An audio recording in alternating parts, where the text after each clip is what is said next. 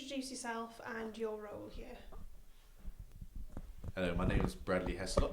I am Director at Wessex Social Ventures. So my role here is to accelerate social enterprises. That's what Wessex Social Ventures does. And our current focus is on 3 international development businesses that we started whilst at university.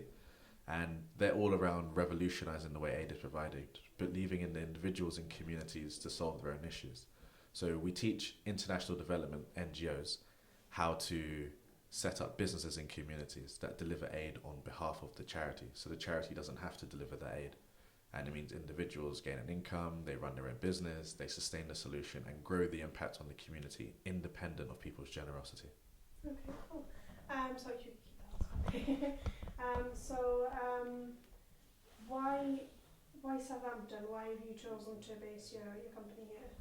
So we went to university at the University of Southampton. We both studied aerospace engineering, nothing to do with what we're doing now, but it gave us a real insight into what happens here, especially at the science park. So the Catalyst program, which we're a part of now, the accelerator program run by the Science Park and Set Squared, it provides a safe environment to learn about business, to learn about your industry and to gain support from networks that exist in Southampton, as well as to build rapport with the university where we came from. So it's a very good opportunity to be here. Okay, brilliant. And how has your business grown? Obviously, it's something that started off while you were in university. How has that progressed and grown into where you are now? So university was involved in something called Enactus, which is an organisation that uses students supported by academics, business leaders to run projects in their local or international communities that solve a social problem using business as the base.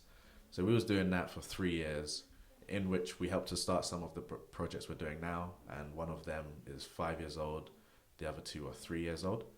And it was really going through that process at university that we thought, these enterprises can grow beyond the student context and not be limited by the 28 weeks a year that students can really actually work on them. So we went to the Enactus World Cup in Johannesburg and became the first university from the UK to win that. We used that reputation to get support from the university and get going. And we thought we might as well build a vehicle so other projects can follow in the future, not just from Southampton, but from the local community as well. Okay, excuse me. And how many people do you have in your team at the moment? So there's 2 of us full-time. There's 1 part-time director who's got ridiculous amounts of experience bringing Build-A-Bear workshop to the UK, working COO of Storehouse PLC. So he's got loads of experience, and our board is also very experienced. We've got an innovation team and the Enactus team that was part of in Southampton. They're about between 100 and 200, depending on the year, of students working on new projects, new ideas, bringing high-impact social solutions to market. Okay, so is there any other ways that you bring students from the local universities in to help your business? Yeah, there's several ways. One way is through our work with Enactus, where we bring the students to actually create new ideas. So through our engagements with NGOs, with corporates, we find new ideas out there, new problems that need to be solved, and we can filter that back down to the university environment. A second way is through student projects. So helping get dissertation submissions out there. If you do engineering or science, we can get designing products into your curriculum, so they can actually work on those solutions from their degree, which also can be used in real life through the projects that we run. Okay.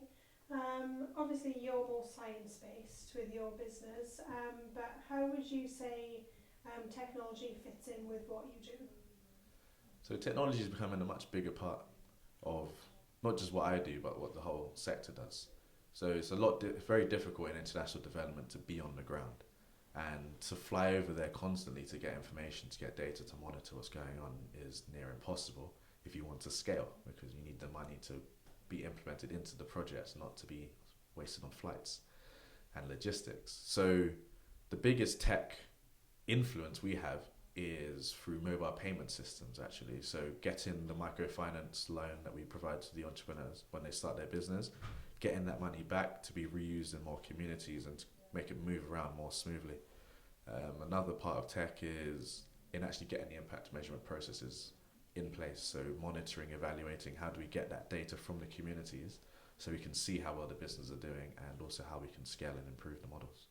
Okay, and in terms of students who are currently studying in the Uni of Southampton or Southampton Solent, obviously there's a big pool of talent within the tech industry for them. Is that something you're likely to tap into? Not internally. So as an internal business, we're all about social innovation and social sciences, and we'd be looking at that to recruit internally. But as an external skill, it's definitely something we'd be interested in using on a case-by-case basis.